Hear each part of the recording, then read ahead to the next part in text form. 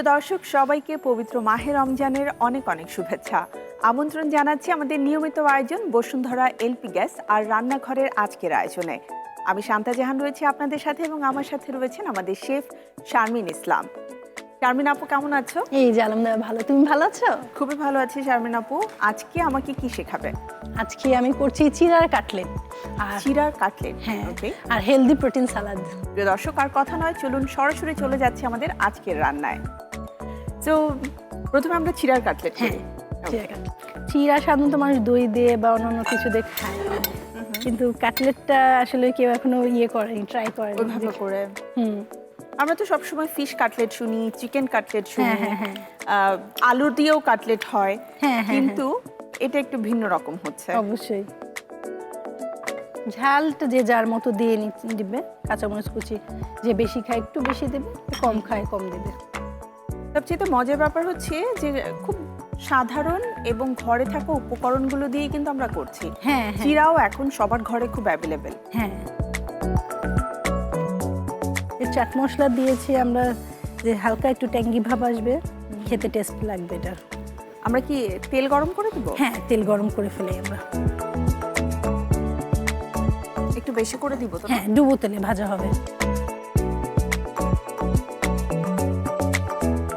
আর বাচ্চারা বিশেষ করে ব্রেড ক্রাম দেওয়াতে ক্রাঞ্চি ভাবটা আসে, বাচ্চারা মনে করে হয়তো অন্য কিছু, এটা ক্রাঞ্চি ভাবের জন্য ওরা খেয়ে নেয়, খেতে পছন্দ করে। আচ্ছা, আমাদের কাটলেট বানানো হয়ে গেছে। একটা জিনিস আমি আপু তোমার কাছ থেকে একটু জানতে চাই, আমরা কিন্তু মানে লবণ দেইনি এক্সট্রা কোনো? না, এক্সট্রা লবণ দেইনি, কারণ আমি আলু যখন সিদ্ধ করেছি, আলু বয়েল করার সময় আমি লবণ দিয়ে দেন ম্যাশ করেছি, এই জন্য এখন আর লবণ দিইনি। এক এক করে ব্রেড ক্রামে গড়িয়ে নিব। এটা আমরা ব্রেড ক্রাম গড়িয়ে 20 মিনিটের জন্য আমরা ফ্রিজে রেখে দিব, দেন আমরা ভাজবো। একটু ফ্রিজে রেখে দিলে যেটা হয়, ব্রেড ক্রামটা খুব সুন্দর করে বসে যায়। নাহলে তেলে দিলে ছেড়ে যাবে।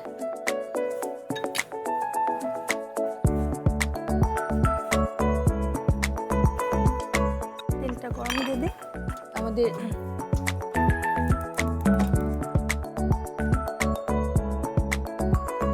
দর্শকদেরকে একটু বলতে চাই, প্রিয় দর্শক, আমাদের তেল অলরেডি গরম হয়ে গেছে। আমরা ব্রেড ক্রামে গড়িয়ে নিয়েছি চিড়ার কাটলেট।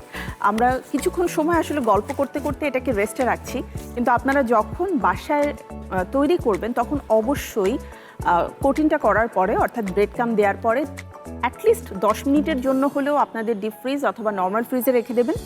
তাহলে ব্রেড ক্রামটা রেস্টে যেয়ে খুব সুন্দরভাবে কোট হয়ে যাবে। আপনি যখন ভাজবেন তখন ব্রেড ক্রামটা একদমই ছেড়ে যাবে না। আমাদের তো সময়ের স্বল্পতা, সো আমরা খুব বেশি সময় এই মুহূর্তে নিচ্ছি না। মনে হচ্ছে এখন আমরা দিয়ে দিতে পারি। দিব? হ্যাঁ, দিয়ে দাও, একটা করে ছেড়ে দাও।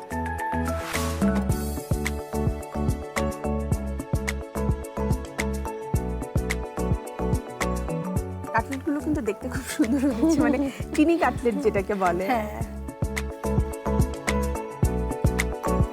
আমার বাসায় প্রচুর কাটলেট অ্যান্ড চিকেন নাগেটস এগুলো করা হয়। আচ্ছা, কারণ ওই যে সবাই খেতে খুব পছন্দ করে, স্পেশালি আমার ছেলে তো আছেই, দেন আমার বোনের বাচ্চা, ওরাও আমার হাতের রান্না খেতে খুব পছন্দ করে।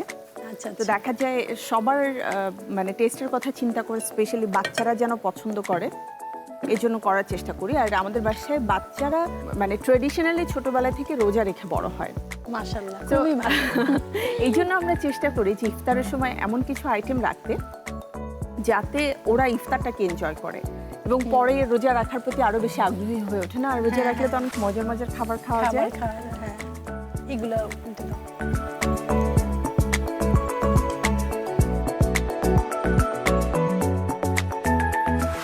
আপনি যে একটা প্লেটে টিস্যু নিয়ে আসেন, নামানো ইজি হবে।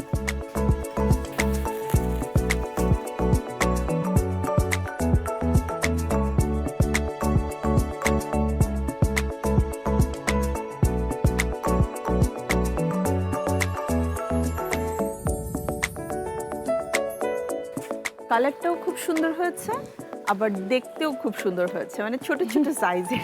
হ্যাঁ, তিনি সাইজ করেছি, মানে সবাই খেতে পারে স্বাচ্ছন্দ্যে।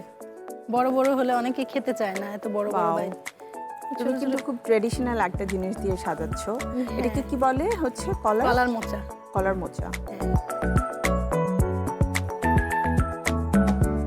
এটা কি দিয়ে খেতে মজা লাগবে? গ্রিন চাটনি না হচ্ছে টমেটো সস? এটা গ্রিন চাটনি, পুদিনা যে চাটনি হয় ওটা তো অনেক টেস্ট লাগবে। স্পেশালি তোমাদের পুরাতন ঢাকায় যেটা পুদিনা এবং টক দই দিয়ে করে, সেই চাটনিটা দিয়ে খেতে অনেক বেশি মজা লাগবে। আমার এখনই জিভে জল চলে আসছে চাটনির কথা শুনে। এত মজার একটা কাটলেট তুমি তৈরি করে দেখালে। থ্যাংক ইউ শারমিন আপু। প্রিয় দর্শক, আপনারাও নিশ্চয়ই আমাদের চটজলদি এই মজাদার রেসিপিটি শিখে নিয়েছেন, কিন্তু তারপরেও শুধুমাত্র আপনাদের জন্য উপকরণ এবং প্রস্তুত প্রণালী দেখিয়ে দিচ্ছি আরও একবার।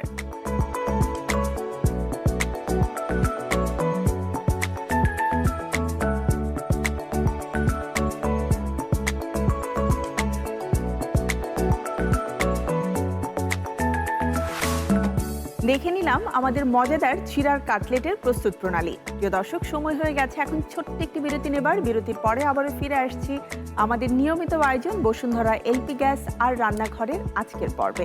কোথাও যাবেন না, থাকুন আরটিভির সাথেই। প্রিয় দর্শক, ফিরে এলাম বিরতির পরে আমাদের বসুন্ধরা এলপি গ্যাস আর রান্নাঘরের নিয়মিত আয়োজনে। সাথে থাকার জন্য ধন্যবাদ আপনাদের সবাইকে। তবে এবারে আমার পছন্দের সালাদের আইটেম শিখবো।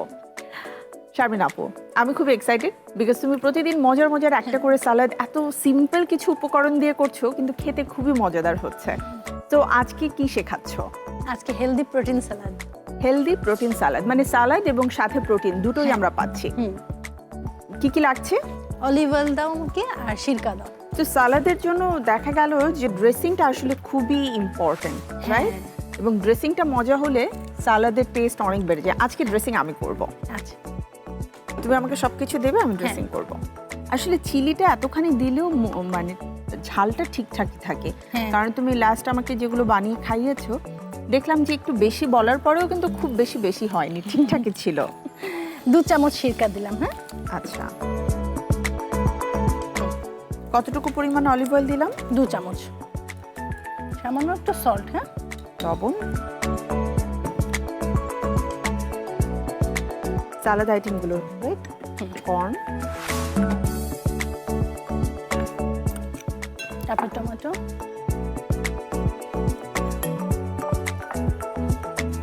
কিউকাম্বার, বিন, নাটস এবং সবশেষে কিশমিশ। আমরা ড্রেসিংগুলো দিয়ে দিই, এখানে ঢেলে দাও আস্তে করে। বাহ, খুবই সুন্দর একটা কালারও হয়েছে। সবুজ, লাল, মেরুন, হলুদ সব কালার রয়েছে। হ্যাঁ,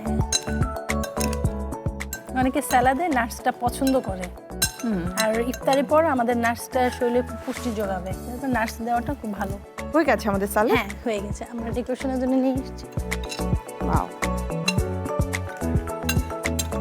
ঢেলে দিলাম না? হ্যাঁ, এখানের মধ্যে ঢেলে দাও।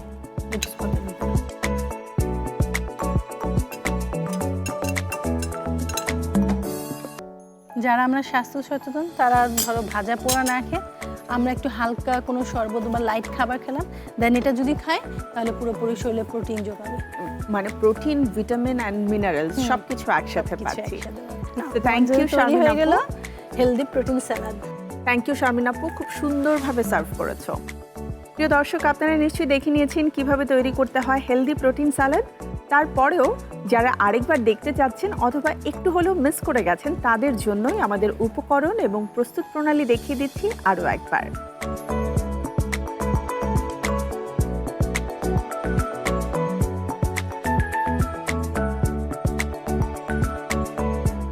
প্রিয় দর্শক, দেখে নিলাম কিভাবে তৈরি করতে হয় হেলদি প্রোটিন সালাদ। বাসায় অবশ্যই আমাদের আজকের রেসিপি দুটো আপনারা ট্রাই করবেন। আমার বিশ্বাস সবার খুব ভালো লাগবে। আমাদের আজকের সময় একেবারেই শেষ, বিদায় নিতে হচ্ছে। তবে ফিরে আসব আগামী আয়োজনে আপনাদের জন্য এমনই সহজ এবং মজাদার সব রেসিপি নিয়ে। সে পর্যন্ত সবাই ভালো থাকুন, সুস্থ থাকুন। চোখ রাখুন আরটিভির পর্দায়, দেখতে থাকুন আমাদের আয়োজন বসুন্ধরা এলপি গ্যাস আর রান্নাঘর। আল্লাহ হাফেজ।